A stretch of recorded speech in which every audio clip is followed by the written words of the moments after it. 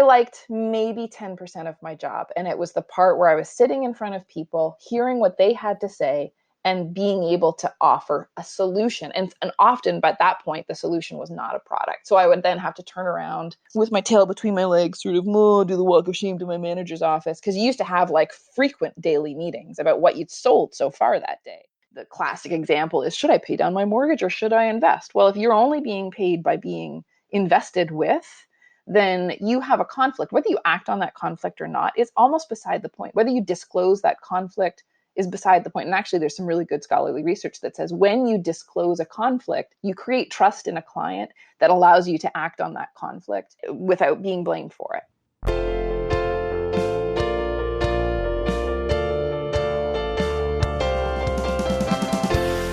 This is the Personal Finance Show.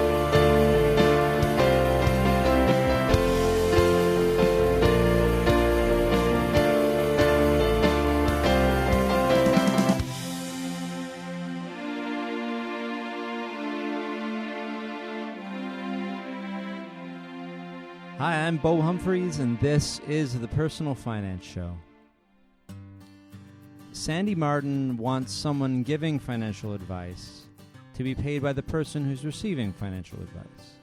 And the someone giving financial advice should be paid a fee for the financial services they provide. Sandi worked at a bank for years, and her job was to sell the bank's products. When people came to her office to ask for financial advice, they didn't have to pay her anything. The bank paid her. She worked for the bank, and not for the people asking for advice. The bank would be happy if the people who came into Sandi's office purchased one of the bank's products before they left, and Sandi would be considered a success if she sold as many bank products as she could.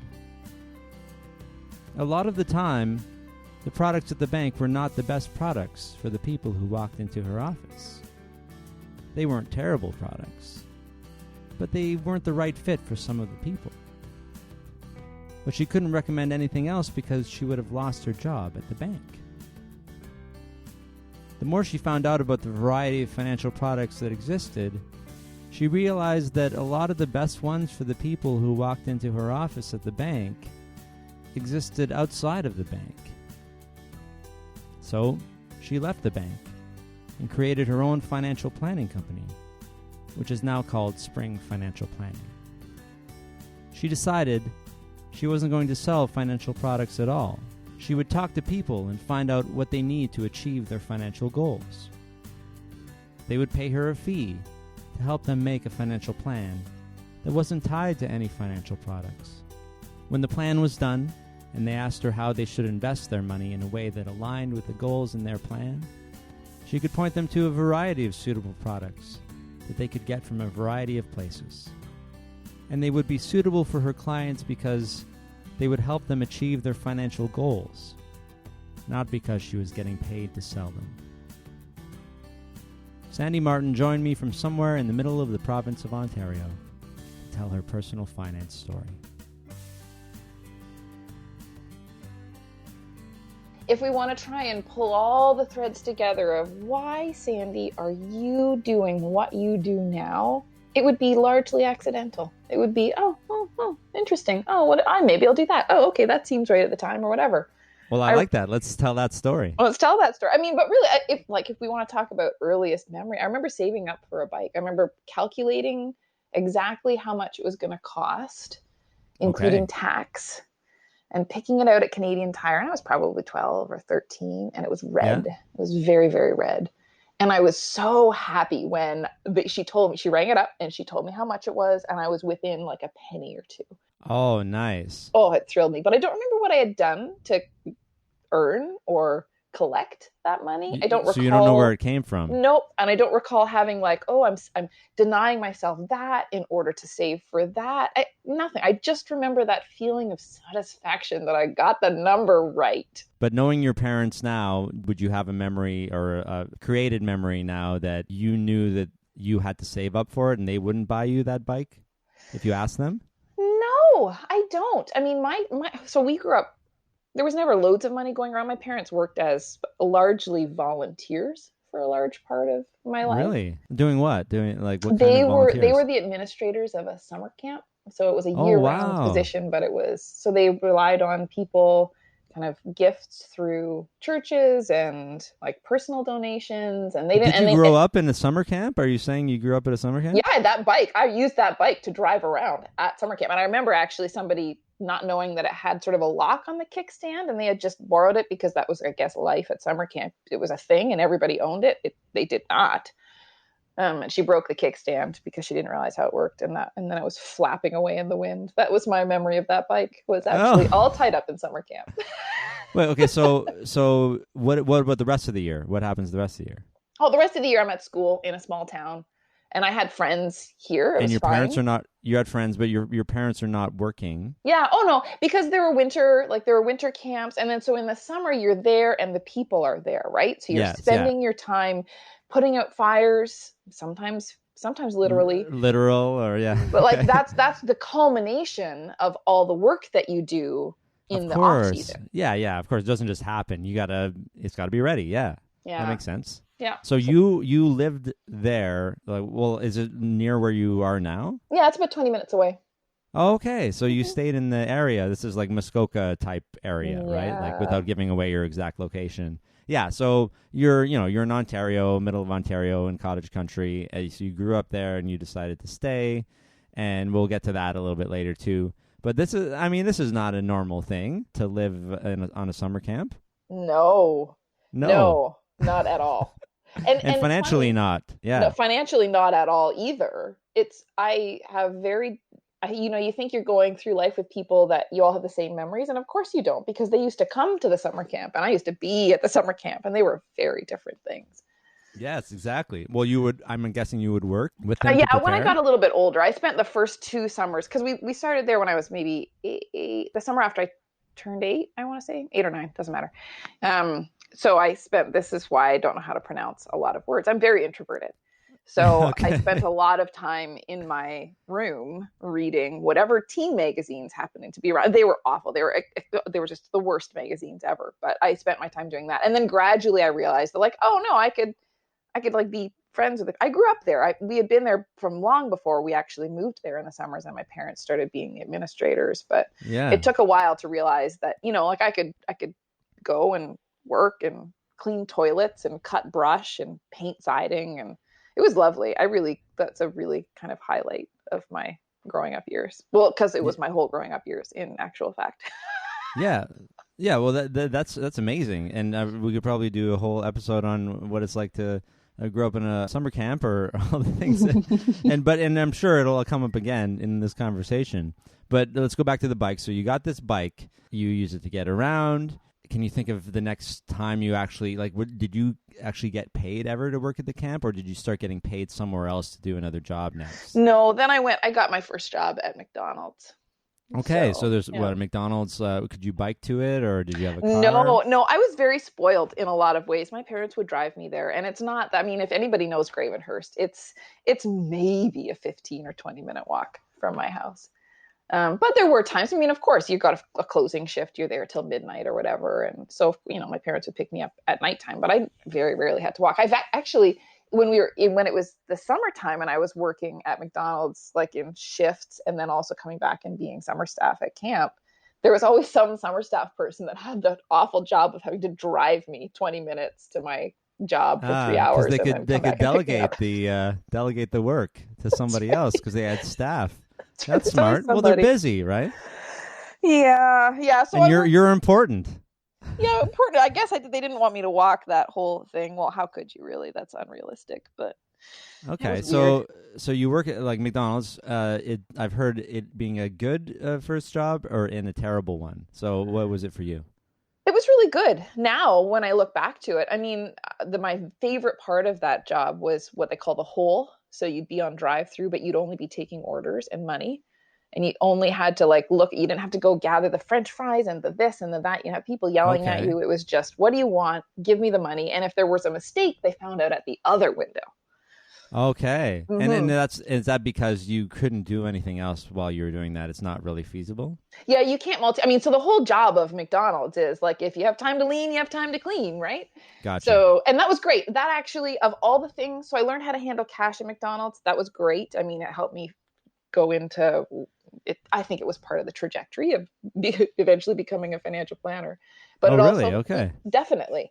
But it also Hmm. helped me, like you can watch something boil on the stove and wipe a counter at the same time. So So you're learning to multitask, or maybe a more efficient way of doing things with the McDonald's method. yeah, the clean as you go method, I think anybody who has worked there would agree, is Hmm. definitely a thing that you are taught.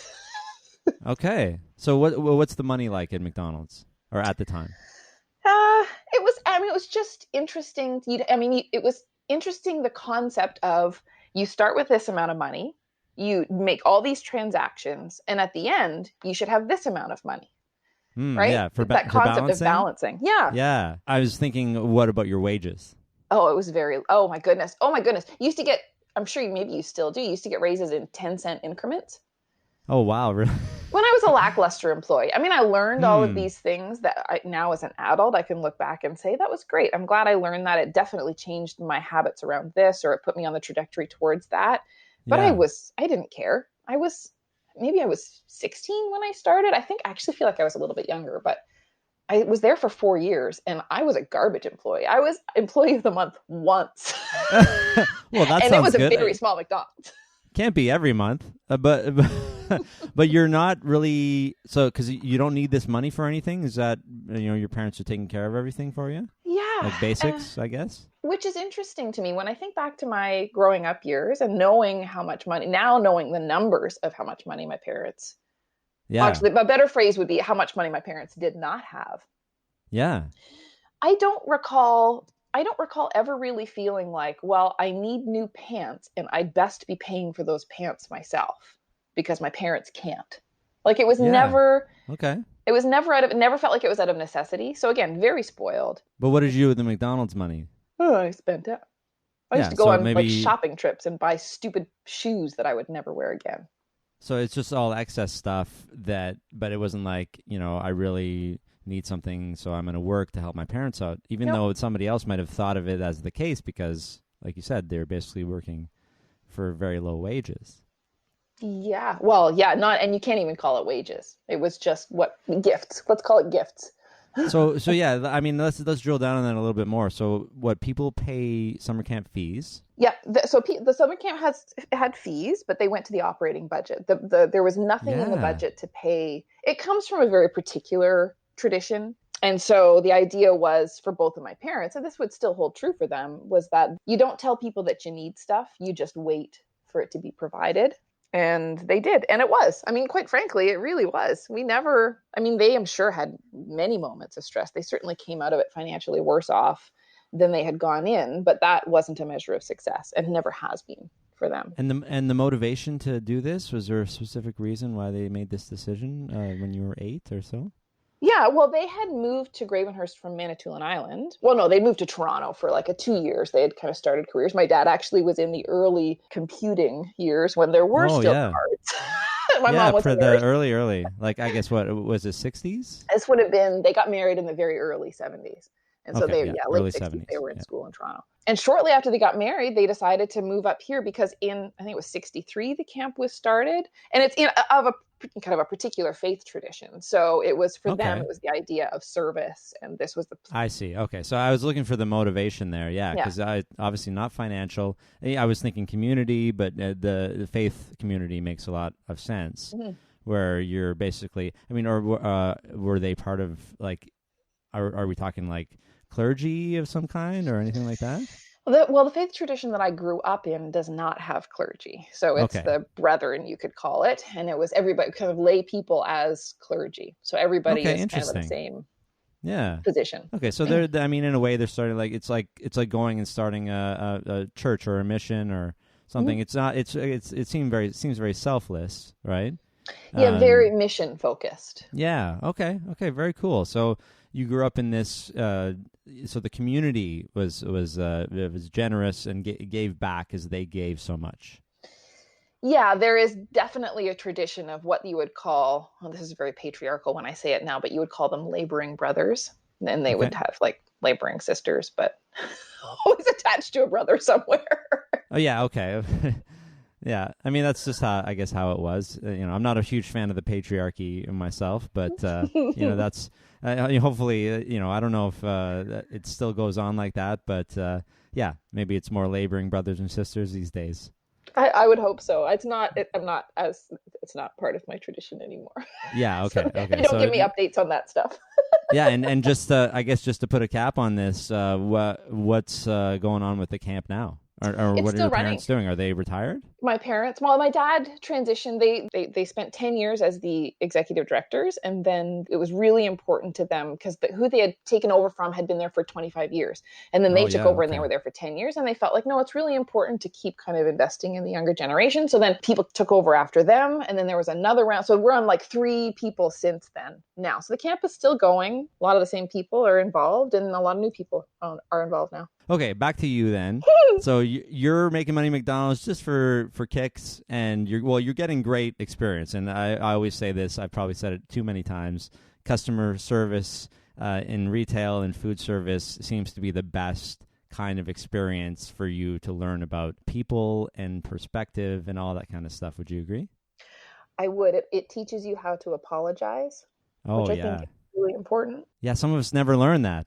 Yeah, that's a pet peeve is not being empathized with, right? And it's not that I did it perfectly or maybe even at all, but I understood that it's okay to say, oh, that must be really frustrating, or I'm really sorry, that let me see what I can do, let me see if I can take care of it, without saying, yes, it's all my fault. There's a I difference see. between those two things, and I don't know that everybody has grasped that. Yeah, I probably could have used a bit more of that early in life because it's taken me some time to even get to. I'm not even quite fully there. I don't know if any of us are No. fully there when it comes to development, right? I mean, or anything. Everybody always has some room for working on themselves, right? Mm-hmm. But that is a good early experience to go through. So what about after that? So I didn't realize that I needed to save for school. Like post-secondary education was just a thing that you did by getting loans or whatever. It wasn't. We didn't really talk about that very much. It was just. I came from that generation of high schoolers where, like, well, of course you're smart. You go to university, and that was. But no one talked about how you were going to do it. No. So what happened? I borrowed money, and my parents didn't make any, and they didn't have much in the way of assets, so I borrowed a lot of money. So you relatively speaking. Was it government at the time? It was OSAP, both OSAP and in Canada, student loans. Great. So, and because your parents were low income, you qualified for full OSAP? Oh, yeah. Mucho OSAP. But I had no idea what full OSAP was. And the thing is, I didn't even sit down and go, okay, so all of that was me directed. It's not because my parents weren't interested. It was because I was so interested, but to a point.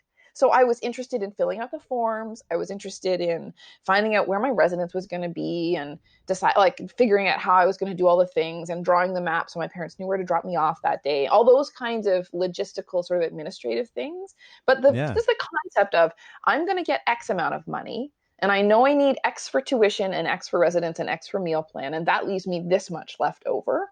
Or I have this much in savings, not a lot, but I have this much in savings and that's going to supplement. None of that math. I don't recall doing that, not even one time in all 4 years I went to university. Really? None of the money stuff, all of the administration, like making sure you got to where you were going, but none of making sure that you could afford it. Nope. And I did see accidental. It's all just accidental in my life. So what did you take? Well, I thought I was going to go for creative writing. Oh my goodness, okay, this is a very interesting, not at all story about somebody who's very strange.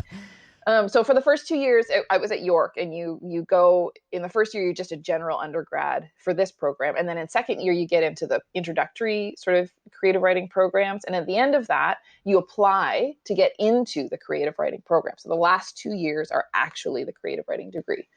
And by the end of the second year, I thought, no, this is stupid. I don't want to do this. I loved writing. I mostly just loved reading. And so I switched my major, and I graduated as a history major. So I have my degree in history, which was good. It was really good. It was great to go to university. It was worth spending, I don't know, cumulatively maybe $40,000 to figure out. Sorry, let me go back one step.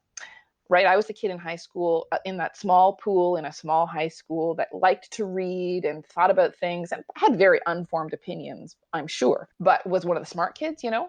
So then you go to university, and I was really fortunate to realize that there were lots of other smart people there too. And, I wasn't anything that special. It was a good lesson. It was worth $40,000. You were thinking maybe you were top of the world before, and then you got a little reality check. Is that the value you're saying? Yeah, and it wasn't a little reality check. Like it was a big one. Okay, very big. Okay. It was very valuable. What was that? What was the effect of that reality check on you then? That there are all sorts of other opinions in the world, and just because you have one, it doesn't make it a right one. Okay. That you have to support. That you have to dig in. I think probably there's some amount of angsty learning in there somewhere, but that you can't just say, I know this is true. You have to support it with, research and reasoned argument. That's the lesson I learned about me. I didn't really learn any lessons about other people other than, hey, there's other smart people in the world. Lots of them. So you learned some stuff about yourself, and you have this degree in history, and you have a whole bunch of OSAP debt. Mm-hmm. What happens after that? Well, before I got the degree in history, I got married. Okay. So you got married while you were in school. I got married between third and fourth year. All right. We were very, very young and little. We didn't, my husband is from Pennsylvania, so he couldn't work when he got here. This is all, when you look back, it just seems like, how come nothing really horrible happened to you, little silly person? Like he had saved up money. He had been working kind of full time before we got married. So he had some money saved up. We lived in this little apartment for my whole fourth year, and actually for 3 years, kind of from when we got married, like off campus, of course. And we would have a $50 a week grocery budget, and we didn't have a car because he couldn't bring the kind of car he had. They couldn't import it or whatever. I don't remember all the details. Something to do with seatbelts. It had seatbelts. We knew that much. But we had, he wasn't allowed to work. I still had we had his savings and my student loan. And we would carry a backpack to the grocery store, and all week that we couldn't afford really even to fill it. But that was and he was the one doing the money. I wasn't even thinking, I just knew we had $50 to spend on groceries every week. I was going to ask you about that. So, because it sounded like you were starting to budget, but you only started to budget for groceries because of him. Yeah. Oh, yeah. Because he was the one that sat down and kind of thought about it. It's so bananas when I think about who I am now and who I was back then. Very strange. I actually did not start budgeting myself or be even that interested in adding the numbers up until 2009. Oh, no. Wow. Wait, my daughter was born 2008. So it was 2007. Excuse me. 2007. And I was already working in the bank for 2 years by then.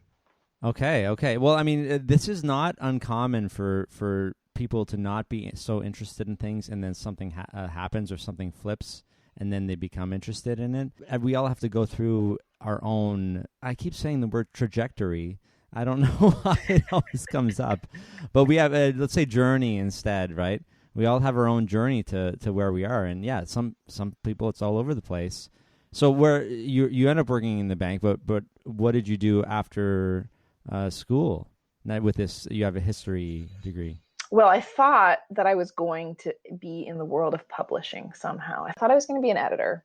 I got my first job out of university at turns out, combined, private label, mutual fund, tax, insurance, and corporate registry company. Which, looking back, I had no idea. It was an awful place. I hated it. And this is just random? Random. You just applied, there was a job posting of something? And for what? What are you even doing? Executive assistant, it was called. Okay, so you're starting as an EA. Wow. Yeah. Oh, yeah. And because the administrative side of things, putting things in their place, filling out the forms, organizing stuff, all super appealed to me. The place did not. So I quickly, actually, I was fired from that job because I hated that person so much. He used to ask, I can't even say it on your show. He used to say really horrible things, and I didn't know that I could say that I didn't want him to say that kind of stuff. So I just treated him with utter contempt and disdain. Wow. So we're talking about on the verge of sexual harassment type stuff? Oh, it wasn't on the verge. No, it was blatant sexual harassment. Okay. It's on the other side of the road.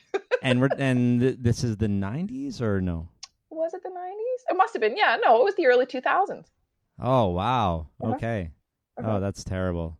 That's really, somebody should have been able to stick up for you somehow. I don't know. Yeah, it didn't even connect. It actually really didn't connect until not that long ago that's what it was. So that's Yeah, how okay. accidental my life has been. I don't even know what was Sure. happening to me at the time. Yeah, I guess it's something you just weren't thinking about as being, you knew he was being a jerk, Yeah. right? Yeah, And that's that's how what, it and you read just to me. reacted that way. Yeah. That's right. Yeah. You're a jerk. I hate you. I'm going to look at, I don't know.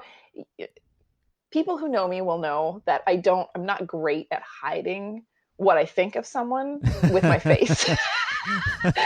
Wait, is So that why you didn't want the video on for this? I don't know. no, that's because I just walked my kids to school and oh man, no thanks. Yeah, I mean, I just I did the first one with Squadcast with Janine, and I think she's going to be on. Yeah, she'll be on the week before. She couldn't sit in front of the screen. It's just for us being able to see each other to make the conversation easier. It doesn't actually record the video. I think it uses up bandwidth, and not everybody wants to be seen. I talk to a lot of people by video. I mean, that's how my entire practice is virtual. Sure, I don't yeah, ever. you're virtual, yeah. Yeah, but I find it's much easier to concentrate if I can't see them. I don't know why that is. Yeah. Well, maybe it's because I can't see me too. Because it always shows you a little thumbnail of yourself. And I used to have like a sticky note I would put over my face just so I wouldn't, not because I hate myself, not that, but I would get distracted by, oh, is that how I look? Because I don't see myself in action that often. So, I guess if you're having an in-person conversation with someone, you're not looking in a mirror, you're looking at that person. Yeah. So yeah, that makes sense. Why do we care what we look like? I mean, maybe just see if we have anything on our face, but like you think we would look in the mirror before we got on video too, right? Yeah, okay, so that was a bad experience. So you left that job, even though it was a little bit in the financial space. That didn't seem to, you weren't, like, did that lead to the next, you're going to continue in the financial space? No, okay. I didn't even connect the two in my brain, even later on in my career, in the trajectory of my career. Now, sure, yeah. So then I remember sitting at home kind of thinking, and it never felt like a crisis. Nothing has ever felt like a crisis, ever in my life, pretty much. Interesting. But I remember being at home and talking to Seth and saying, like, oh, I don't know what to do next. He's like, well, you like books. Why don't you go work at a bookstore? And so I did, like everybody else with a 4-year undergrad degree. Sure. I went to work at a bookstore. Oh, that's probably not untrue that there's a lot of people with 4-year undergrads working in bookstores. Many. It's just how it works out sometimes. Yeah. How'd you like it? I was deeply disappointed. I really did think that, and I did have these conversations, but I thought working at a bookstore meant that you would be working with and for people who are really interested in books. But what are they really? I mean, the people who manage the store are interested in managing. So it doesn't matter what kind of store you manage. If you're a good manager, you manage a bookstore, you manage an auto parts store, whatever. People who own the store are interested in making money, of course. It wasn't an independent bookstore. It was Indigo. Oh, I see. Okay. So it was very manufactured. And I remember being just aghast, this innocent feeling person who's like, I love books, I love reading. And having one of the people I was working with be like, I don't really like books. I only read magazines. And just thinking like, who are you? Why are you here? There are many jobs, similar to this. Wow, that's, because I would have that. There's that romantic, view of working in a bookstore and just like being surrounded by all of these, I want to say tomes. I don't know why that word came to my mind. That's so odd. But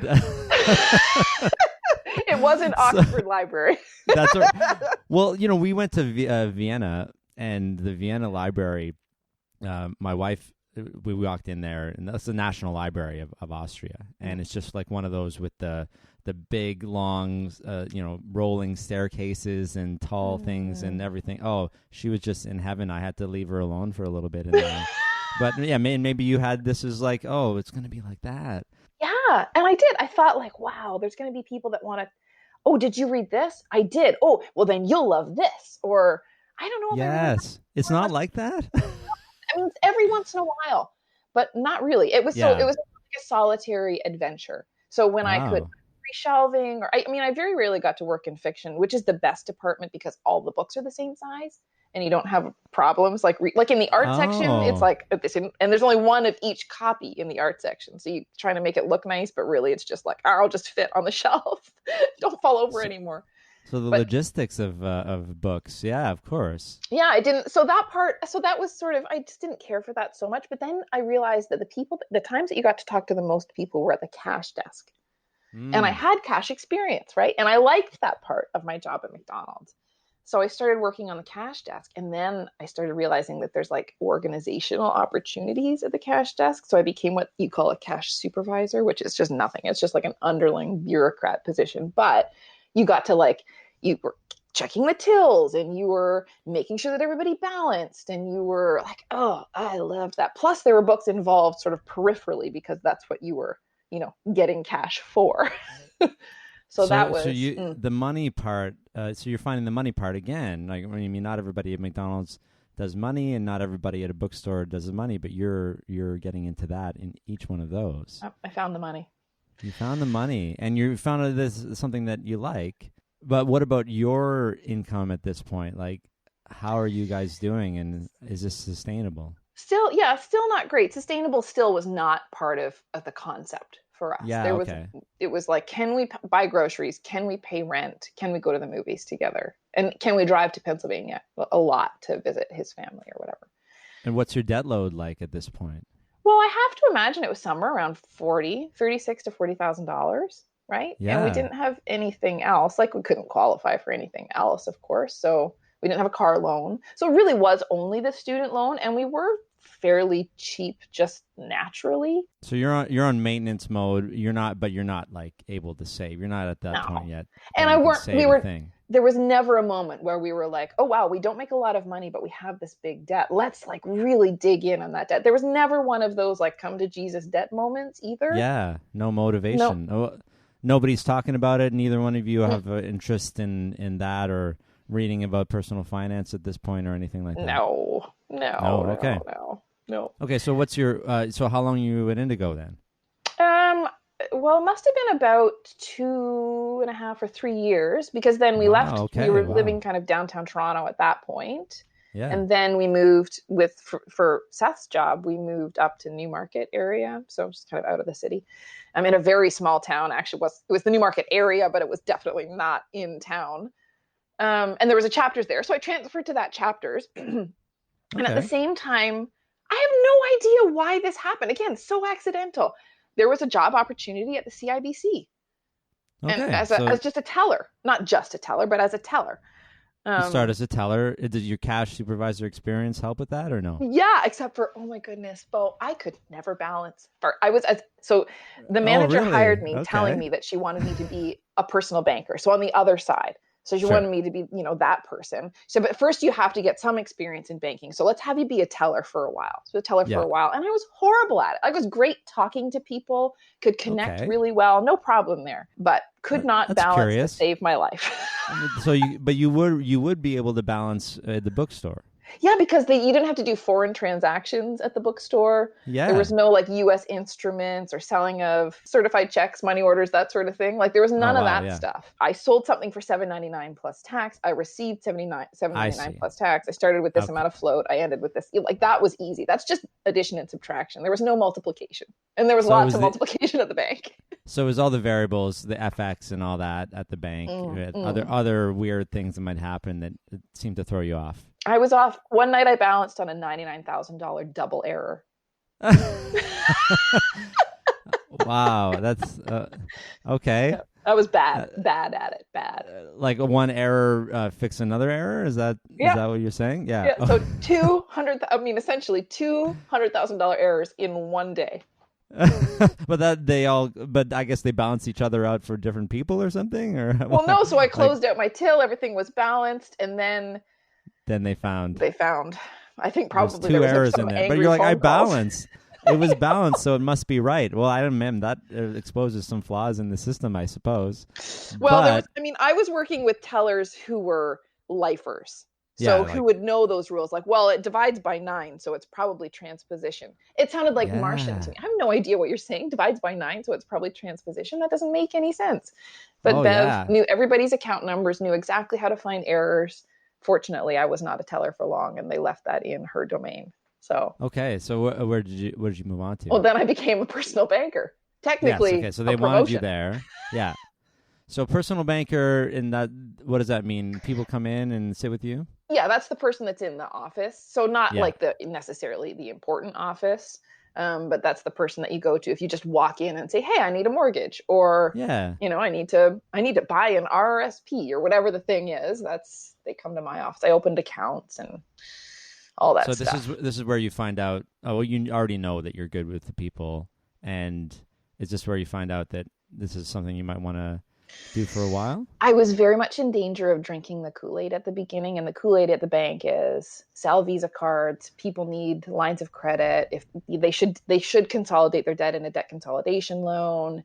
Like all of that was very much. It wasn't in the service of the people. It was in the service of my scorecard. Was your mandate to try to balance the scorecard with the interests of the people, and could you do that while you were there? No, you can't serve the people and the scorecard at the same time and do either one of them well. It never felt sinister. It just always felt like it's like doublespeak, in 1984. It just felt like people were saying one thing, but everybody knew that they meant, actually, no, just sell more Visa cards. I don't care about the other stuff.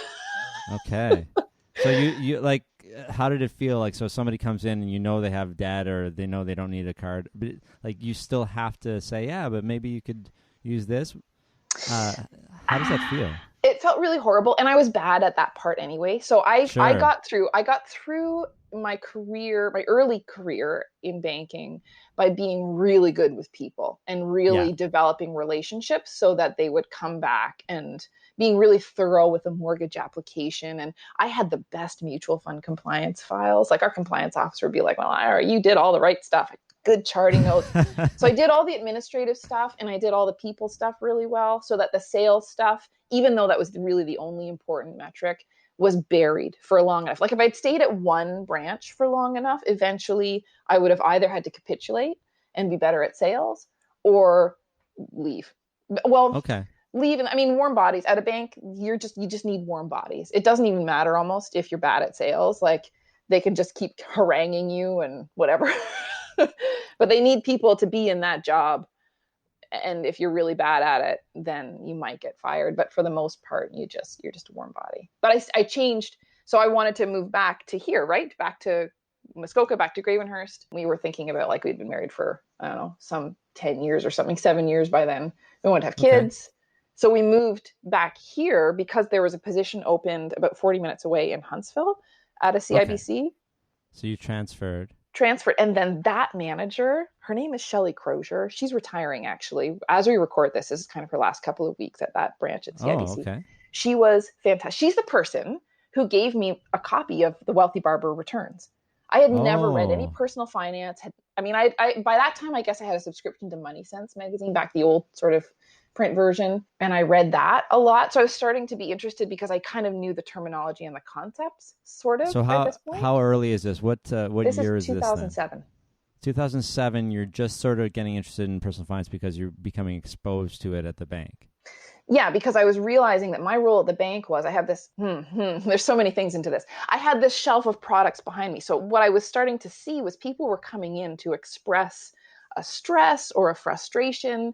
And of course, the only things behind me were products. There were things that I could sell. And so by year two, actually by not too long into my career, I realized, like, I don't want to do this. The bank is doing wrong things and I don't want to do it anymore, but where else was I going to go? Okay. So you knew this early and you're starting to form in your head, like, what could I possibly do maybe? Yeah. Like, and to get out of this. Well, see, not even, I kind of thought I could just be in banking and sort of, by the time I got to Shelley's branch in Huntsville, I thought, that's because she would run interference. So she would tell you that, like, this is your scorecard, but she would demonstrate how important it was that we were a local branch. We knew the people coming in and we took care of them, whatever it was that they needed, by doing the right thing for them. Okay. That's great. Yeah. I mean, and we're still, I mean, when we look back, I'm sure we can identify lots of different reasons where, back then everything was still a nail and all we had were hammers. And there are problems that people had that I would definitely solve differently now. Still lots of kind of unsophisticated bank solutions back then, but really feeling like, no, it's okay. I don't have to live up to the sales targets. I can just be the person here doing the right things for the people in front of me. Okay, so she enabled that. That was the culture. And it was like the best you could do. Maybe it wasn't the best when you look back, but it was the best you could do at the time for the people. That's right. Under the constraint of the business model of banking, Sure. I could live with myself.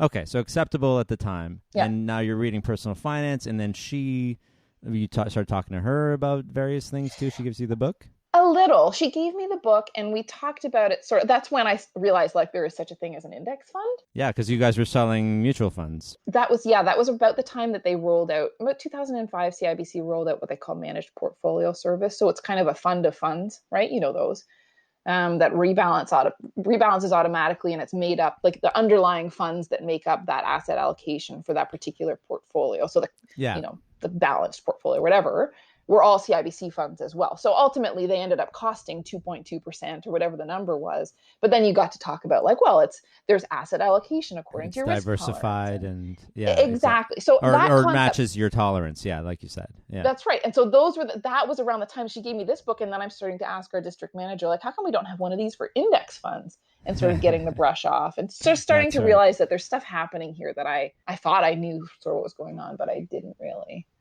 But the real catalyst was, as I said before, I went on maternity leave and I had started doing, because of course, when you're doing mortgage applications, you've got to go through people's expenses and pull out the ones that count towards their total debt service ratio or their gross debt service ratio. So you're doing that anyway with them. And I always thought that my role was to also educate them about, especially first-time home buyers, like, there's going to be this thing that you have to pay for. But I was spending more time with clients than I was supposed to. Like, you're only really supposed to have an hour with any client and sell them something. And how you would always be longer than the hour? Oh, longer, much longer. I just wanted to talk to them about stuff. I was just interested in them. That's the only part of the job. How dare you, though? How dare you waste the bank's time? It's awful of me. Helping people. By then it was already frustrating. But then I went on maternity leave, right? So I combed through our HR manual, figured out exactly how it worked with EI, kind of knew to the penny what was going to come in and when, and then looked at our expenses and this was back. So that was back when I thought a budget was a spreadsheet. Like you just wrote it all out, and if it balanced at the end, you had a good budget, right? It's not like something that you had to live. No. But so that's what I was starting to pay attention to, and with that, just even not really necessarily applying any of the concepts from the Wealthy Barber Returns, but just knowing that they were the concepts. And having our first child, and this is a pretty new experience for you, right? Like this is like happened not that long ago for you. Yeah. We're 3 months in. Well, so far it's pretty cheap, but I hear they get it more expensive when they start eating food. Yeah, so. I mean, if they're eating the same thing that you're eating, it's not like they're eating a whole that's extra. Not so bad. Yeah, it's not. Everyone's telling me now that kids are expensive, babies not so much. But before they said babies were expensive, so I don't know who to believe, really. Believe yourself. You just live your life and do the thing. Exactly. But yeah, so you're finding out. You're starting the budget. You have your kids, and you're on mat leave. You're budgeting for yourself. Well, yeah. What did the EI result tell you then? Well, it wasn't even so much that, because on the mat leave budget, we could live. It was fine, but I didn't want to go back. So I already knew the banking wasn't really for me. I'd known that for a long time. So grateful to kind of have Shelley to cushion me from the really harsh realities of the job, but knowing I didn't want to be there. Really wanted to be at home. Or one of us. At the time, I thought me, of course, was the natural. It's kind of just the way I grew up. But I wanted one of us to be at home with our kid. And so knowing that, when I looked at that budget and knowing, well, if there's a zero in that cell, none of this is going to add up. And by that time, my husband had started his own company. And so we kind of knew, no, that's a big risk. I don't think we can do that. So I'd sort of girded my loins. I was going to go back to work, and realizing how much daycare cost, like that whole period from when we had our first child and I first was looking at how the numbers balanced, living the experience, desperately wanting to be able to stay home with her, having to go back to work after her. Immediately, I think I went back to work pregnant with our second. Oh, you just... Right away. Okay. Yeah. So immediately it happens, right? It was kind of on purpose. Longing for, starting work that first day and knowing that I was just waiting for the last day already to come. Wow. Yeah. That's not a good place to be, even if it's, a manager you like or. Yeah. You're going back because of necessity. Yeah. Yeah, for sure. Or I guess I don't want to say fear, but uncertainty. You don't know how your husband's business is going to go, and you can't both be off work. So you go back to sort of security. That's it. Yeah, we had a plan, though. I was going Okay. to You went back with the plan. Okay. went back with a plan. I was going to be able to stay home after my next baby was born, because everything else, it just kind of, again, accidentally, my experience with wanting something financially and having to give things up to get to that. Yeah. I think a lot of people, the first time they go through that experience, they fail. And then sometimes the result is, well, this budgeting stuff is stupid. I'm not going to do it anymore, or whatever. Course, yeah. So we Giving up the first time. Yeah, we kind of failed. So that was the first kind of big, specific, measurable goal that we had. It was very time bound, and it failed. So I put him in daycare, and then I put our oldest in daycare with him because she had been at home with me when I was off with him. And that felt like failure. It felt, it's fine. Lots of people love having their children in childcare, and I totally identify with them. It's great. I did not like it at all. Why couldn't you make it work? Debt, my student loans. And by then we had a car loan too. Okay, and so a mortgage. You still had the debt. Okay. Yeah, because we hadn't done anything about it. In hindsight, then, do you think you guys could have hustled in early life to pay off those loans and been in a different situation, or? Absolutely. Yeah. Okay. Oh yeah. Because when we left Toronto, when we moved with my husband's employer, we lived in their basement apartment, and our rent was $400 a month, and I was working full time at the bank. Yeah. And he was working full time. Like, we weren't making loads and loads of money, but we were making way more than we needed. Like, way more. We could have saved 70% of our income. And what were you doing with it otherwise? I don't even know. Just whatever, living. You didn't have any motivation to not spend it. That's right. A good, yeah. Yeah, and no real concept of what spending it was doing. If only we could go and tell ourselves, whenever someone's asking me, like, why do I need to save? I'm always just going to work, and I can pay for this and that, and whatever. I'll retire later. I'll save that later. I'm thinking, you don't know. Like, I can give you specific examples of me or people that have something happen to them and wish they would have some savings so they don't have to go go into debt or whatever. It's so hard to communicate to people, right? Well, but again, it's a lived experience thing. If I had gone back, I mean, notwithstanding all the time paradoxes and all that kind of stuff. Sure. But if I was standing in front of myself as a 40-year-old woman telling my 22-year-old self, like, oh, look, this is what's going to happen, and you just need, like, this stuff is important to pay attention to. I'm not sure 22-year-old me would have really got the message. I don't know. Who knows? No. I think you're right. I think I wish this wasn't the case, but I think we all have to just go through something. Yeah. Whatever that something is. And for you, it was really was the motivation to not go back, just that you didn't want to do whatever you were made to be doing at the bank?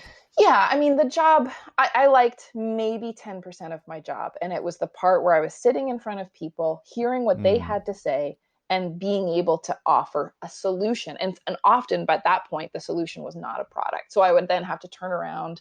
I loved that part. I said, oh, look, what if you just try this? Or what if you did kind of think about maybe saving a little bit more, or whatever that thing was. And then I have to kind of, with my tail between my legs, sort of do the walk of shame to my manager's office. Because you used to have like frequent daily meetings about what you'd sold so far that day, and have to go to my manager's office, who was not Shelley by that point, and say like, oh no, they ended up actually deciding to pay more off their mortgage instead of investing the money. So, I'm sorry. Like, that sounds a little bit degrading to me. Am I wrong to think about it that way? Because we were vehicles to sell the products. We were not independent, smart, trained people who were supposed to solve the problems. We were supposed to sell the solutions. So spoiler, of course, you end up becoming one of these, what did you say, educated, trained, smart people? Educated, trained, smart people. Well, I have autonomy. And autonomous. That's right. And my only job is to please they're the only people that pay me. So if I give the client advice that ends up doing better for me than it does for them. So like, oh, there's some kind of scorecard where I talked them into investing instead of paying down their mortgage. Haha, I get a bonus at the end of the year. If that was the way that it was now, I wouldn't be doing this. I just couldn't. I can't. I only want to be pleasing the person who's sitting in front of me. And sometimes pleasing them means telling them, no, you can't do that thing that you want to do unless you give up this other thing. So it's not always pleasant, but it is in their best interest, instead of like some faceless person sitting at a desk on Bay Street up high in a tower while looking at spreadsheets or whatever. And that's the big difference, isn't it? It's like, it should be in their best interest. This is people's lives and their money, and it's not a size of a television that's probably not going to make a huge difference to their budget. You know, if I talk them into a 40-inch instead of the 35 and I make a higher commission as a salesperson, people understand that. I feel like you can't apply that to financial services. I mean, you can, in the very real sense that that's exactly the way that it is. Well, that's the way it is. It just doesn't seem right. It doesn't seem wrong. Right. Yeah. Well, and it seems wrong because for the other reason that people express a problem, but have all sorts of different values around what the solution ought to be. And the solution isn't necessarily, like, even the most rudimentary training at the bank would tell you, or even in the CFP program sometimes, will tell you that there is one optimal mathematically correct answer to whatever the problem is that this person is showing you. And very rarely is it connected to the person that might want to volunteer for 10 years of their life, or who have a different definition of success than what mathematically optimal would suggest. Yes, and it's not fit them into this formula. It's like you were trying to do, talk to them, find out stuff about them so that you can help them. And so you end up doing this, but how did you get out of the bank, and how did you end up being able to afford to do this? I had my third baby, who, among other things, is our money baby. Now, in isolation, if somebody said, how do I, change my life and become more successful, have another child, that doesn't sound correct. No, it does not sound, no, it's not optimal. No, but so we knew that we wanted, independent of all the other things, our family wasn't done, and we wanted to have another one. You knew. And the failure of knowing that I had to go back to work after my son was very motivating. And the other motivating factor was that the new manager, when I returned from maternity leave with my son, was horrible. She was not great. She'd read the wrong books in management school. She was no Shelley. She was no Shelley. She was like the anti-Shelley. Okay, anti-Shelley. Anti-Shelley. And so she made it it was a hostile work environment. And I just wanted to do my thing. I'd been in that branch. I'd been in my role I was a senior in banking at that point, in personal banking, because at some point your ambition tells you need to go on to be some kind of district manager or a manager at the bank or whatever. I didn't want to do any of that. I just wanted to keep doing my job. And that's rare. I don't know if anybody, like, if you've experienced it at the bank, you go, you speak to somebody, you feel like you got a good relationship with them, and 6 months later you go and they're not there anymore. And it repeats itself many times over a series of years. It's because they don't want to be there, because that's not a great job. Gotcha. But I wanted to be there and only there. And so to be in that role, know it kind of cold, know how to do it well, not the sales part, but everything else. And then to constantly come into opposition with this woman was just more than I could handle. So we had learned our lesson from the second maternity leave. At that point, we had also done a lot of work on our debt. A lot of it was paid off, but then we consolidated it, which actually was a very good idea, mathematically speaking. But so that made it so that, and Seth's business was doing well. So for all of those different reasons, it was like, no, now's the time. And plus, honestly, the motivation of putting a third child in daycare, because we had our kids so close together that nobody was in school yet. Wow. The cost all of those things came together. But I did not leave the bank thinking, I'm leaving the bank, I'm having this third baby, and then I'm going to start my own company. That was not it. What was the thought? I'm leaving the bank. I'm leaving. And I don't know what I want to do yet. And I don't have to do anything. So I'm just gonna be a mom of 3 kids under 4, which was a lot. And make it work just on the business income? Yeah. Okay. Yep. So that you had that. I'm assuming it wasn't super ideal, but you knew you could be okay. Yeah, it was tight. But by then we had gotten to the point where we sort of knew we were certainly not like wildly successful at it every time, but we had some structures in place to not only, because a budget isn't to tell you if it balances, it's also to give you kind of like those bumpers in bowling. Like you have to have some kind of structure in place that signals you when you're in the, diaper aisle that your mortgage payment is going to come out next week. And maybe you need to like make sure that you don't spend anything more than just on the diapers or whatever. So we had the structures in place to keep us within these boundaries that we'd set for ourselves, because it was a pretty low income, but we could make it work. Yeah. Okay. And what's his business, by the way? He was in construction. He's a stay-at-home dad now. Okay. So there's like 10 years guys, of this story. We don't even know yet. You flipped. Yeah. Yeah. I think we're going to have to accelerate a little bit. So yeah, let me, I'll just kind of fast forward us a bit. So then you decide you're going to become a CFP. Yes? No, I actually just decided I was going to call myself a financial planner. Okay, yeah, which I mean people can still do, maybe not for very much longer, but that's fine. And to defend that for a second, you were working as a financial planner, quote unquote, for a while already. So technically you did have the skills, some skills to do that, yes? I did. I would say that I had maybe FPSC1 skills in some of the areas. There was stuff I didn't know Yes. that I wish that I had known.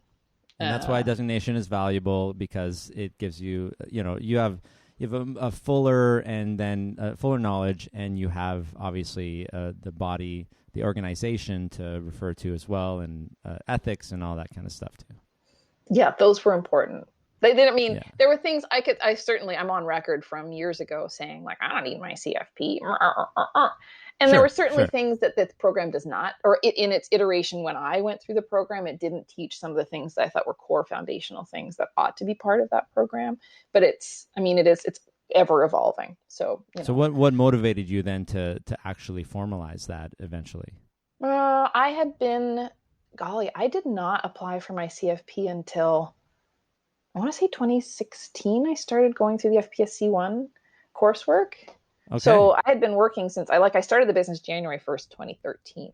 So for 3 years, and I wasn't pretending to know things I didn't know. It's just that I only worked with people who didn't have who I assumed did not need me to look at some of the areas where I did not feel competent. So there was that blessing. Yeah. But at the same time, now looking back, I think, well, we didn't even know how those things may have actually impacted your life. And if we had looked at them, we may have realized that no, it actually was important to look at your whatever. I can't even come up with an example, but anyway, estates like estate and will stuff and that kind of stuff. Estate and will stuff. I was never very confident on the insurance side of things either, which it seems sort of like I should have gotten it. It's pretty straightforward, but I mean, I guess in a way those are ancillary things. Like just for my situation as a coach, like I'm very basic and I do not get into, I wouldn't call myself a financial planner, for example, but I would refer to a financial planner if somebody wanted something more robust, for example, right? Which you maybe could have done or did do all the time. I used to send Jason Heath so much business that one day he just had to send me a thing of flowers because people would call and be like, "No, I don't do that. Here's Jason." So there's room for all levels, but you felt like you wanted to be more of a complete planner or have the full package to offer, say. Well, and it just became really interesting. I remember even back in 2013, I remember really digging into the retirement income research that Mike Kitsis and Wade Faw and Dirk Cotton, and there's a lot of people writing. They still are writing now, but some really, really deep, interesting stuff with concepts that I only was kind of lightly aware of. So getting the CFP became less of a hurdle because so much, and in fact, a lot of the stuff like sequence of return risk and retirement income research is not really there's part of it in CFP, but you're not really getting like a deep designation in that particular area. It's kind of a generalist designation, right? But it seemed less daunting because I've been reading like scholarly papers for 3 or 4 years at that point. So it didn't seem as big of a deal to do it. And plus I just wanted it. By that time it was like, look, it's at some point I'm going to have it. I may as well get it now. and then I can forget all about kind of studying. Like I spent all of I did my FPSC one in January, I think, of 2017, and I did my CFP at the end, a capstone in the middle. Like 2017 was, oh yeah, we merged our practices in 2017. It was a very busy year, come to think of it. There was a lot. I don't know. I just felt like it was something I had to do. Well, and just to quickly translate what you were saying, so like when you're talking about all these different scholarly papers, you're talking about like more efficient or better ways to get people more money in retirement. Is that sort of like a quick summary of that? Yeah, that's a good summary. Or ways to save, to like ways to plan to make sure that you efficiently get like income in retirement? Ways to identify the particular combination of risks that any particular retirement person might be facing because of how much reliance they may have on withdrawals from an invested portfolio versus kind of guaranteed floor income. This would be advanced like retirement strategies as opposed to, you're going to convert it to a RIF and withdraw what you have to withdraw plus OAS and CPP. Planning for more than just like whatever you got is what's going to happen. Yeah, or like, well, you've got what you've got, but let's make it fit together in a way that gives you the most amount of comfortable spending at the least amount of risk. And that combination is going to be different depending on the things you're worried about, whether you're single, whether you have family around you, all sorts of things impact what your real retirement risk profile is, more than just your portfolio profile, but your kind of entire retirement experience profile. Do you have to do that early on, or can you do that like once they already have things in place and they're about to retire? Is it something you have to tackle early? Yes and no. I mean, it's nice to know ahead of time. It's nice to know ahead of time what your retirement is going to look like before it actually happens. Wouldn't that be nice? Ideal. But there's certainly ways that like kind of some strategic things that you might be able to put into place 10 or 5 years before actually starting to withdraw from your portfolio or apply for benefits or any of those things. But a true retirement income strategy actually starts having real numbers attached to it that you're going to be your lived experience right about the time. Like it all comes, you kind of pre-plan, but then it all comes together in those years when now I really am applying for Canada Pension Plan now. And this is what it looks like. You're right there. Yeah. So so you can feel like you can add a lot more value to that, which, maybe as a, again, quote unquote financial planner, you wouldn't have been exploring as much. Basically, you're coming into what you want to do, and I want to quickly touch because like I said, sometimes it takes 45 minutes, sometimes it takes an hour. It's long. And like we said before the recording even started, I think we did talk a lot about stuff before you were 12. So, and that's mostly my fault because I'm curious about I was curious about the summer camp. But I know that you're very involved with the idea of assets under management versus fee-only planner versus fee-based. I guess that's assets under management. Maybe you just talk about your views on how financial planners should be compensated. I mean, it does go back to time at the bank, right? I want the person I want the person to be paying who is receiving and evaluating the value. So if a client wants something from me, I want to be paid by the client, not by some other third party that I need to make happy. I don't want to get paid by the sale of product. I've been there and I don't want to be there ever, ever, ever, ever again. I want to come away from an experience with a client presenting problems or stresses and being able to solve them in ways that as far as possible match what that client views as success and not what some other manager that I have to walk over to and it's like, oh, I didn't sell a Visa card. Like that scarred me. I'm not going to do that again. I, of course, have very strong opinions that I don't think anybody should be doing it that way. I think that the only person that should be in a position to be compensated is the person who's giving the advice and by the person who's receiving the advice. And so whether that means that, I mean, I can totally see that it's very convenient for clients and for financial planners / investment advisors, because investing is often viewed as sort of the really important part of any financial plan. Like, okay, that's fine. Okay, when you retire, blah, blah, blah. But really, it's the investing that's the important stuff. It's not that I don't respect that, but that's not my area of expertise. And I don't want to pretend that I can be a really stellar financial planner, the person that I want to continue to grow into be, and a really stellar investment advisor. I would like my clients to have the option of coming to me for their financial plan and then building a team of, professional advisors that, okay, that person does your investing and they have a very defined investment policy statement and they have evidence-based investing and they have low fees. And like, to me, a client being able to build those from the experts that they resonate with, they have a good relationship with, that have a very good service offering, that are going to charge them reasonable rates and not be influenced by any third parties. You can do that easier if you're putting together a team rather than if you're looking only for one person that does all those things. It doesn't mean that there aren't single people that are doing all those things and doing them really well and really ethically. It just means that my business model, of course, has created a bias for only my business model. No, well, I totally agree with that philosophy too. It's like, yeah, investment is just, it's almost, to me, it's like the last thing that we do. It's the last 5 minutes. Okay, we talked about all this stuff. We figured out what it is that you want to do with money, like what your goals are with money. Okay, now let's just find somebody who's going to be able to achieve that for you. Is that sort of what you're saying too?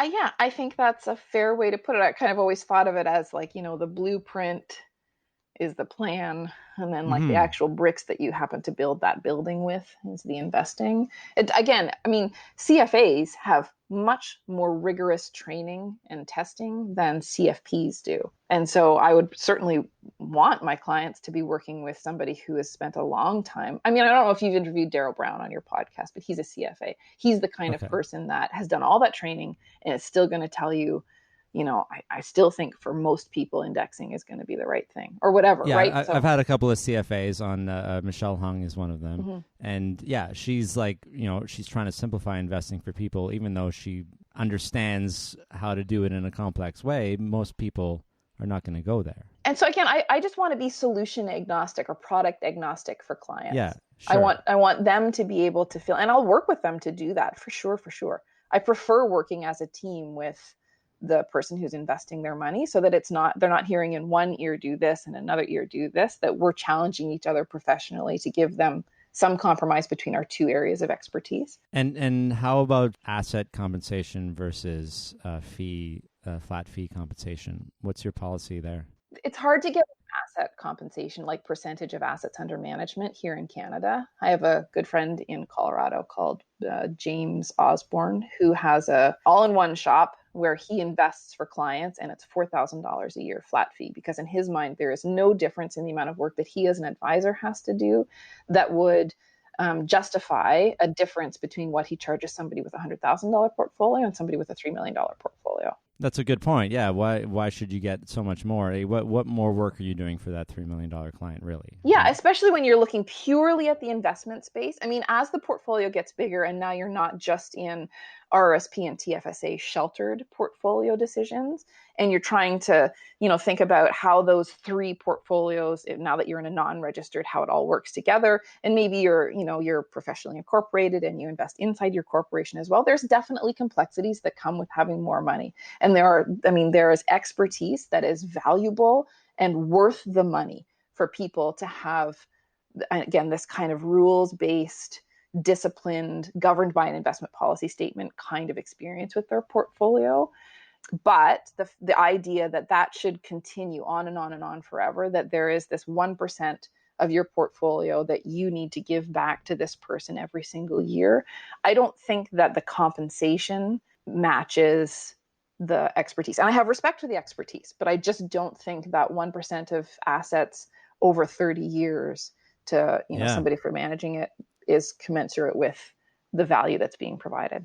That's a really good point, because if say it grows to $3 million, now someone's getting $30,000, when probably now it's just sort of a set it and forget it sort of situation. Do they deserve that $30,000? I mean, yeah, even if it's not set it and forget, even if they're doing they're really proactive and they're even if they're doing all of the things that you would want your portfolio manager to do, I don't know that it's worth that amount of money. Or that's a lot of money to get in 1 year. Yeah, I mean, who am I to say in lots of ways? The other thing, I mean, really, when you are compensated by the amount of money that an investor has managed with you, then your your natural bent is to want more money invested with you. So the classic example is, should I pay down my mortgage or should I invest? Well, if you're only being paid by being invested with, then you have a conflict. Whether you act on that conflict or not is almost beside the point. Whether you disclose that conflict is beside the point. And actually, there's some really good scholarly research that says when you disclose a conflict, you are therefore, in some ways, the client, you create trust in a client that allows you to act on that conflict without being blamed for it. Like, it just increases because the trust it's all level. out in the open. Yeah. I mean, I'm doing this in a way. I refer people to Wealthsimple. Not always, but if they don't have any plan, for example, of what to do with their money, I think going to a robo is the easiest way for a lot of people. What do you think about robos?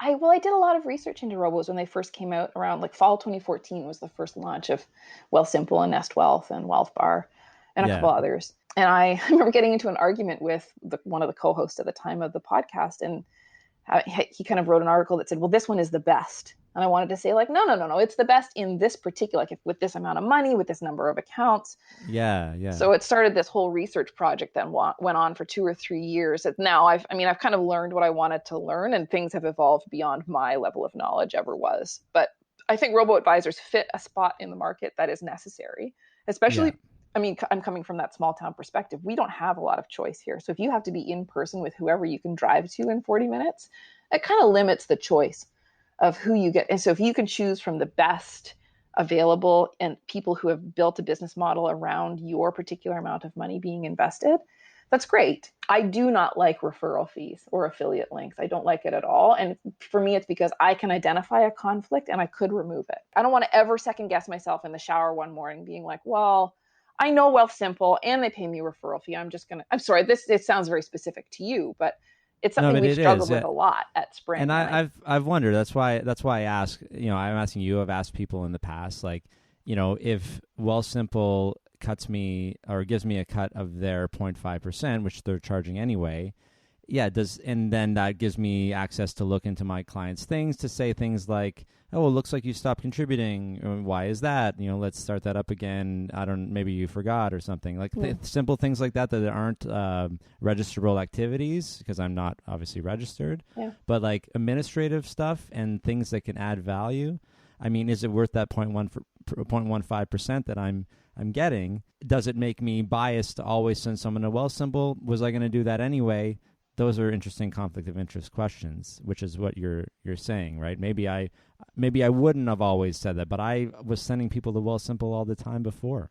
I don't know. I know that's a really interesting conundrum, just even in the world of personal finance blogging. Like, well, if I like this, or any kind of blogging or any kind of influencer position, shouldn't I get paid for it, right? Yeah, I would have used this anyway. Yeah, why can't I tell people? I think about this a lot. People would say that I angst over it a lot. I've come down on the side that makes sense to me, and I've stopped thinking about it. I would rather not ever even have that question in my mind. So I don't. And we that's a wouldn't. Good point. Yeah. But it doesn't, I'm not the arbiter of all things ethical, so why listen to me? Well, no, and what makes me feel comfortable, because I do share a lot of what you're saying, is that I'm not making it more expensive for them to go to the robo if they were going to go in off the street. I'm just allowing Wealthsimple to give me a piece of their 0.5. I have clients on the Wealthsimple dashboard and on Nest Wealth, Just Wealth, but they don't. The fee is $0. So I charge. So you brought yours down to $0 because you would charge them the flat fee for the planning, because you're making money already for your services outside of that. Yeah, that just. In fact, being able to peek in on their balances and kind of their performance over the past little while, it's actually easier for me than it would. Right?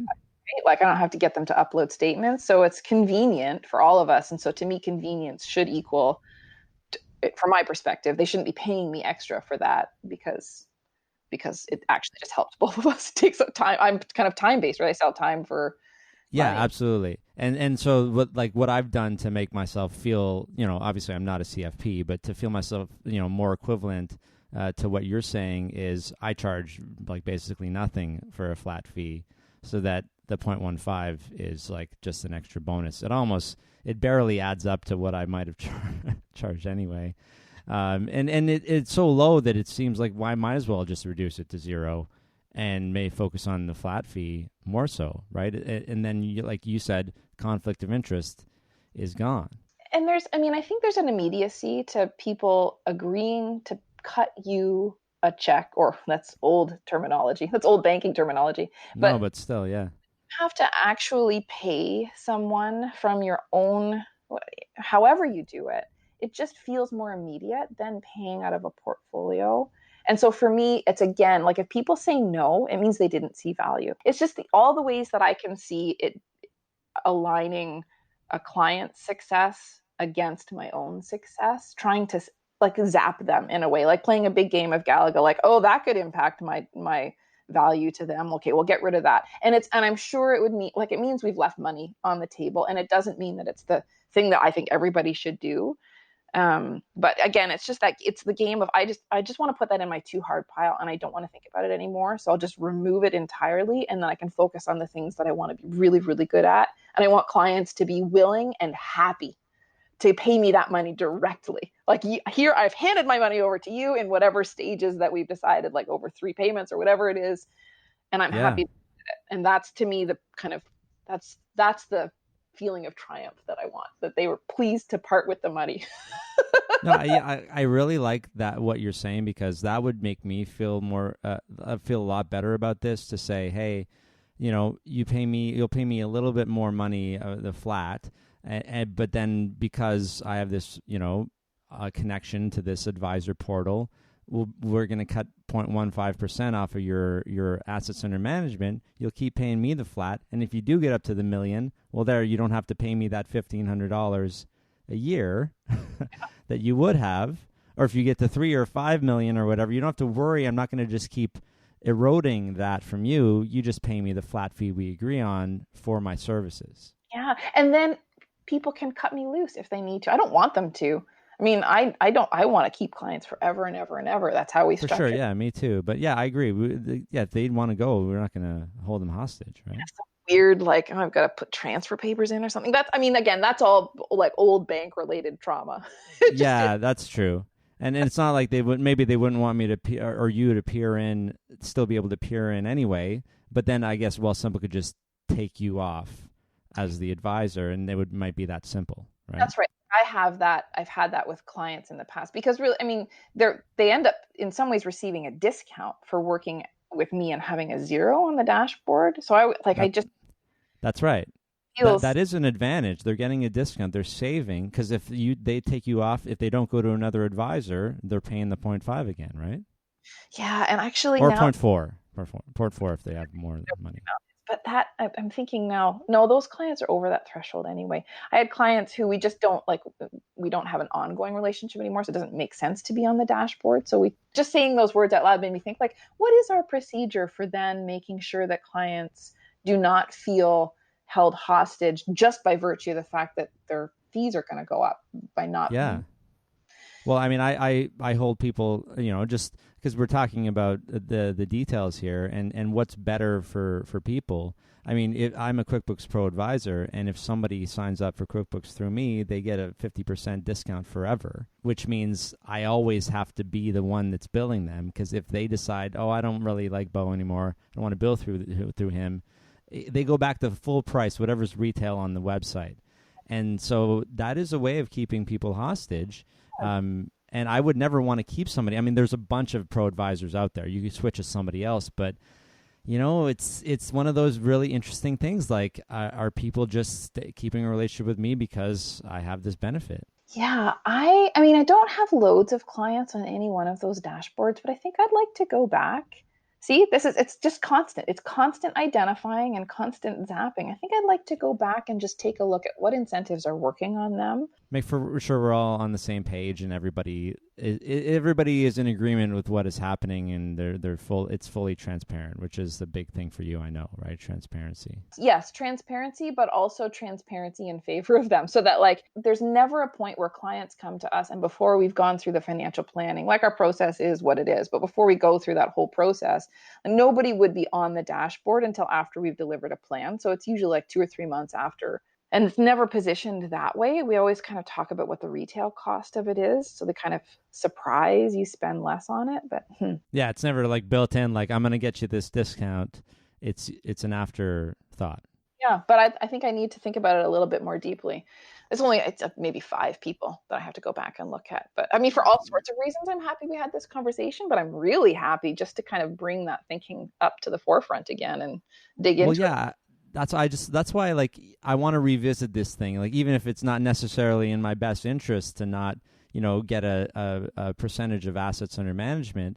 I never, I don't manage the funds. I'm adding value in whatever way, and maybe I'm adding value by having a discount fees, but maybe there's a better option. And I just want to keep thinking about that and let people know that there are options. You can pay flat, you can pay for assets under management. There's a bunch of different ways to do it, and you have to feel comfortable with it, right? Yeah, I always go back to that. It wasn't that long ago that I saw it, and it was on Twitter, and I don't remember who said it, but just in that conversation around ongoing assets under management fees, the question was, do you want to be somebody else's passive income?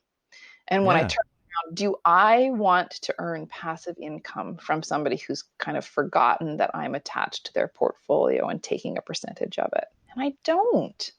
No. I don't. And kind of this other issue is not the same, but in some ways I don't want to be accidentally some kind of thing for a client. I don't know. But yeah, it's like I would only feel comfortable getting passive income if looking at it as a bonus for the great service I've done for very little fee over the years. Yeah. That's the only thing that kind of justifies it to me. But I think I'm closer to on the same page as you, is that if I haven't been doing anything, no, I don't want it to just keep trickling in.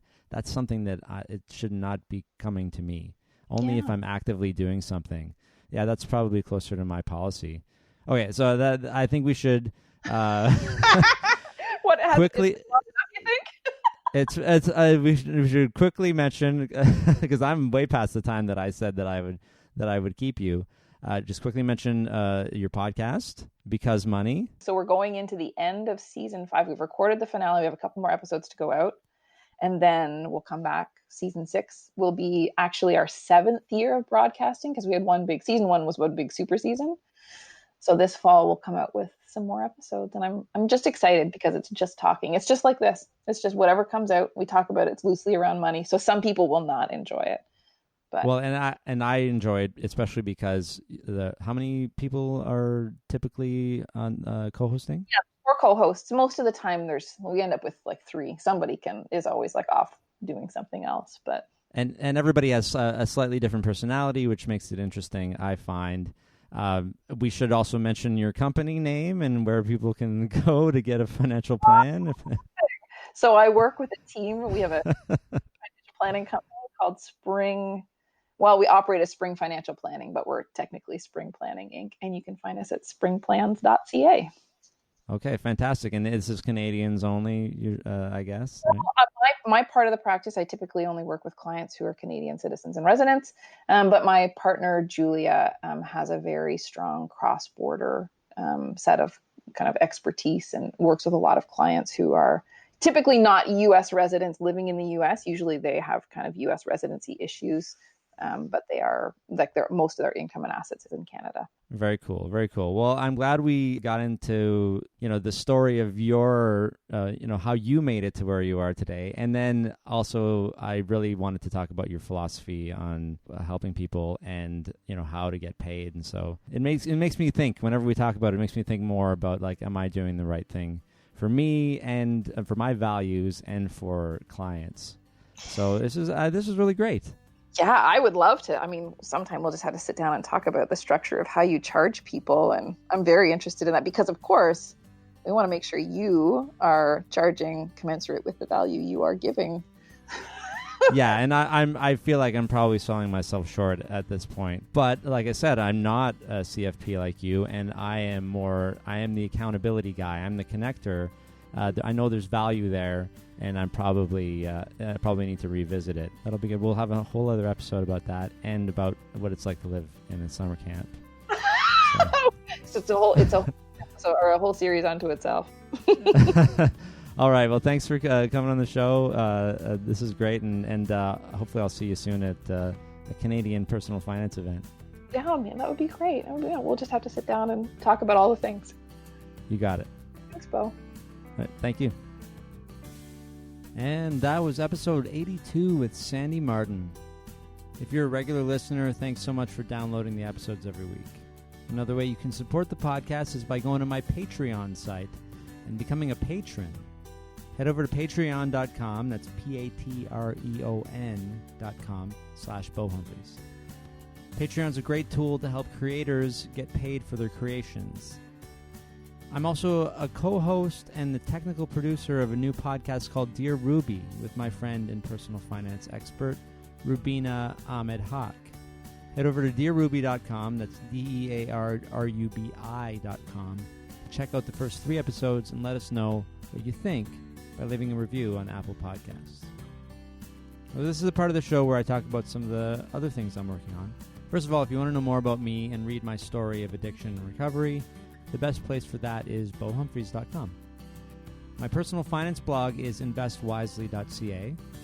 I always have a few blog posts on the go, but right now publishing regular blog posts is taking a backseat to the weekly podcast. If you want to be notified when I do publish a post, head over to investwisely.ca and sign up for my email list. I am a personal finance coach, so if you're looking for someone to help you get organized and to simplify your financial life, let me know. Sometimes all we need is some accountability to get things moving. If you have a small business, I can help you learn basic bookkeeping. I'm a QuickBooks Online Pro Advisor. Whether you need my bookkeeping coaching or not, you should let me know if you're thinking of starting with QuickBooks Online, because if you pay through me or any other pro advisor, you get 50% off the retail price online basically forever. And I have an even better deal if you go to my small business website, financialaccounting.ca. I'm really proud of my audio blog website, listentomyblog.com. There you'll find audio versions of some of my written blog posts and a few by other bloggers who have given me permission to read their posts.